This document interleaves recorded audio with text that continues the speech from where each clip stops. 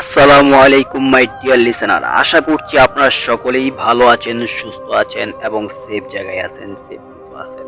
তো সম্প্রতি আমাদের দেশের উপর দিয়ে একটি বড় ঝড় বয়ে গিয়েছে, আপনারা সকলেই সেটা জানেন। তো গত 10 জুলাই আমার জীবনের উপর দিয়েও একটি বড় ধস নেমে গিয়েছে, যার ব্যাপারে আপনারা কেউ অবগত নয়। অবশ্যই তার ব্যাপারে আমি সামনে একটি ভিডিওর মধ্যে সবকিছু খুলে বলবো।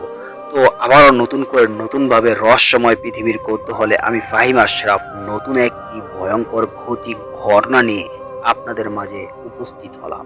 তো বেশি কথা না বাড়িয়ে চলুন আজকের ঘটনাটা অনুভব করে একটু ভয়ভীতি হওয়া যাক। তো ঘটনা যেরকম ভাবে লিখে পাঠিয়েছেন আমি সেরকম ভাবেই আপনাদের মাঝে এখন উপস্থাপনা করছি। Spirit, be here with me. আসসালামু আলাইকুম ফাহিম ভাই, আশা করছি ভালো আছেন। আলহামদুলিল্লাহ আমি ভালো আছি। আমি মোহাম্মদ আমির হামজা, আমার বাসা ফরিদপুর। এই ঘটনাটা আমার নিজের সাথে ঘটা। তো এটা ঘটে মাসিক খানেক আগে। বর্তমানে সকলের পরীক্ষা চলছে, আমারও সামনে এসএসসি পরীক্ষা। তো তার জন্য রাতে বেশি পড়ি, রাত 2টা থেকে 3টা পর্যন্ত পড়ি। এমনই একদিন অন্যান্য দিনের মতো পড়ার টেবিলে ল্যাম্পপোস্ট জ্বালিয়ে পড়ছিলাম, আর তখন প্রায় রাত 1টার কাছাকাছি। তাই পুরো বাড়িতে সমস্ত লাইট অফ, শুধু আমার ল্যাম্পপোস্টের আলো ছাড়া। চারিদিকে টিম আলো ছেয়ে রয়েছে। আমি পড়তে পড়তে খেয়াল করলাম ডাইনিং এ কে যেন দাঁড়িয়ে আছে। আমি আরো ভালোভাবে দেখার চেষ্টা করলাম, এই ল্যাম্পপোস্টের আলোয় তেমন ভালো দেখা গেল না। তারপর আমি ভালোভাবে খেয়াল করলাম, দেখলাম একটা ছায়ামূর্তি অবয়ব দাঁড়িয়ে আছে। তার চোখগুলা লাল বর্ণের ফ্যাকাশে, খুব বীভৎস আকৃতি, আর কালো লোমে ভরা হাত দিয়ে আমাকে ডাকছে। এটা দেখে আমি ভয়ে চিৎকার দিয়ে অজ্ঞান হয়ে যাই। তারপর কি হয়েছে আমার মনে নেই। তারপর দিন বিকেলে নিজেকে আবিষ্কার করি আমার বেডিংয়ে এর এক কোণে, বাবা মা পাশে বসা, আর এক হুজুর দেখলাম উনি আমাকে ধরে বসে কি যেন বিড়বিড় করে পড়ছে আর আমাকে ফুঁক দিচ্ছে। আমার শরীর জ্বরে পুরো পুড়ে যায়। তারপর তিনি আমাকে উঠিয়ে বসালেন আর একটি গ্লাসে পানি পড়া খাওয়ালেন। আমাকে বলল বদজিনের আছর করেছে, ভয় পাওয়ার কোনো কারণ নেই, আমি আছি। তারপর উনি বলতে শুরু করলো কিভাবে কোথা থেকে জিনগুলা আছর করেছে। বলছেন, হুজুর, কয়েকদিন আগে তুমি বিকালে সাইকেল নিয়ে ঘুরতে বেরিয়েছিলে, আর ঘুরতে ঘুরতে অনেক দূরে চলে যাও, আর ফিরতে দেরি হবে বিদায় তুমি জঙ্গলের সেই পুরনো রাস্তার দিকে আসো। আর সেই রাস্তার মাঝ বরাবর একটা পুরনো প্রাচীন বটগাছ আছে। আর তুমি আসার পথে মনের বলে হয়তো বটগাছটায় থুতু ফেলো, আর সেই থুতুটা বদজিনগুলোর উপরে পড়ে। তাই ওরা এখন তোমার উপর ক্ষিপ্ত হয়ে আছে। তো ভয়ের কোনো কারণ নেই, আমি তোমার শরীর ও বাড়ি বন করে দিয়েছি। তবে ওরা অনেক শক্তিশালী এবং ওরা অনেকজন, আমার পক্ষে তাদের সাথে পারা সম্ভব না। ওই বটগাছটাই তাদের বাসস্থান। মানব চোখে তো তাদের দেখা যায় না, তুমি ভুলে ওখানে আর না দেখে থুতু ফেলেছ।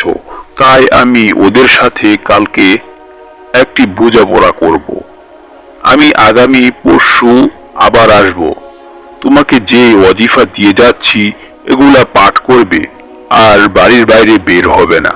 এই বলে হুজুর আমাকে কিছু ওয়াজিফা আর কোরআনের আয়াত পড়িয়ে চলে যান। এর বীর অনুভব করলাম, শরীরটা বেশ হালকা হয়ে গেছে আর জ্বরও কমে গেছে। তো ওই দিনের মতো রাতের নামাজ পড়ে পড়া পানিটা খেয়ে ঘুমিয়ে পড়ি। তারপরের দিনও কোনো ঝামেলা ছাড়াই ভালোভাবে দিনটা কাটে। তারপরের দিন হুজুরের কথা মতো সন্ধ্যায় আমাদের বাড়িতে চলে আসেন তিনি। তারপর হুজুর আমাকে বলল, আমি কালকে তাদের সাথে কথা বলেছি। তাদেরকে আমি কিছু শর্তে আর অল্প কিছুর বিনিময়ে তোমার উপর থেকে আছর কাটাতে রাজি করেছি।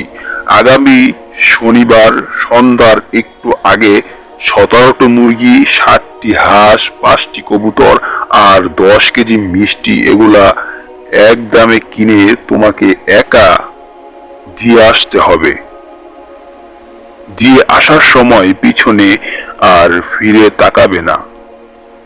কাজটা খুব ভয়ের, কিন্তু তোমাকে করতেই হবে, না হলে তাদের কবল থেকে তোমাকে বাঁচানো অসম্ভব বাবা। তাছাড়া আর কিছু করার নেই। তো কাজটা ভয়ের হলো, আমার জীবন বিপন্ন বলে আমি রাজি হয়ে গেলাম। মা বাবাও আমাকে সাহস জোগালো। তো হুজুরের কথা মতো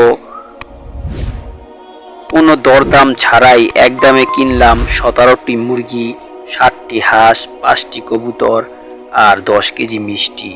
এগুলা কিনে শনিবার সন্ধ্যার আগ মুহূর্তে সাইকেলে করে রওনা হলাম। যাবার সময় দেখলাম সব যেন ঠান্ডা হয়ে আছে, একদম নির্জন, জনমানবহীন। কি সুন্দর প্রকৃতি। হালকা বাতাসে খেতে খেতে চলে গেলাম সেই গাছটির নিচে। তারপর একে একে নামিয়ে রাখলাম 17টি মুরগি, 60টি হাঁস, 5টি কবুতর আর 10 কেজি মিষ্টি। এগুলা রেখে তড়িঘড়ি করে সাইকেল সোজা ছুটতে চললাম। মনের ভিতর এক অন্যরকম ভয় গ্রাস করছে। এই সুন্দর প্রকৃতি খারাপ হতে সময় লাগলো না। তীব্র বাতাস আর ঝড় বইতে শুরু করলো। তারপর পিছন থেকে কে যেন আমার নাম ধরে ডাকছে। হামজা, এই হামজা, মিষ্টি খাবি না? আয় তোকে খাওয়াবো। এমন পরিস্থিতিতে আমার সাইকেলের চেনটা পড়ে যায়। তখনই পিছন থেকে শুনতে পাই একটি বাচ্চার কান্না। আর আরেকজন বলে ওঠে, যা, ওকে ধরে নিয়ে আয়, ওর জন্যই কাঁদছে ইউসিহা। আর তখনই কানে ভেসে আসলো মাগরিবের আজান। সাথে সাথে কয়েকটি চিৎকারের আওয়াজ শুনতে পেলাম। আর আগের মতোই আবার সব স্বাভাবিক হয়ে গেল। আমি সাইকেলের চেন ঠিক করে দোয়া দুরুদ পড়তে পড়তে বাসায় চলে আসি। তারপর থেকে আল্লাহর রহমতে আমার সাথে আর খারাপ কিছু ঘটেনি। তবে আগের মতো আর রাত জেগে পড়ার সাহস পাই না। এই বয়সে আমার জীবনের সাথে ঘটে গেল অতিপ্রাকৃত অবাঞ্ছিত ঘটনা, যা আমার সারা জীবন স্মরণীয় হয়ে থাকবে। ইতি রহস্যময় পৃথিবীর কৌতূহল দীর্ঘজীবী হোক। ধন্যবাদ রহস্যময় পৃথিবীর কৌতূহলকে আমার এই ঘটনাটি পড়ে শোনানোর জন্য। আসসালামু আলাইকুম। তো বন্ধুরা, সে একটি দুর্দান্ত ঘটনা লিখে পাঠিয়েছেন আমির হামজা। তো অবশ্যই তার লেখা একটু গরমিল ছিল, পড়তে আমি একটু বেশ হুচুট খেয়েছি। তো তার জন্য আপনাদের কাছে দুঃখিত। অবশ্যই ক্ষমা সুন্দর দৃষ্টিতে দেখবেন। তো কেমন লাগলো এই ঘটনাটি অবশ্যই কমেন্টে লিখে জানাবেন। আর পরবর্তী আরও ভয়ঙ্কর ভৌতিক ঘটনার ভিডিও নিয়ে আসতে চলেছি। আর আপনাদের কাছে যদি এরকম ভয়ঙ্কর ভৌতিক ঘটনা লিখে থাকেন বা আপনাদের কারো কাছ থেকে কালেক্ট করে থাকেন, অবশ্যই আমার ইমেল অ্যাড্রেসটি পাঠিয়ে দেবেন। আর আমার ইমেল অ্যাড্রেসটি হলো fahimashraf10@gmail.com। তো অবশ্যই ভালো থাকবেন, সুস্থ থাকবেন, নিজের খেয়াল রাখবেন। আল্লাহ হাফেজ।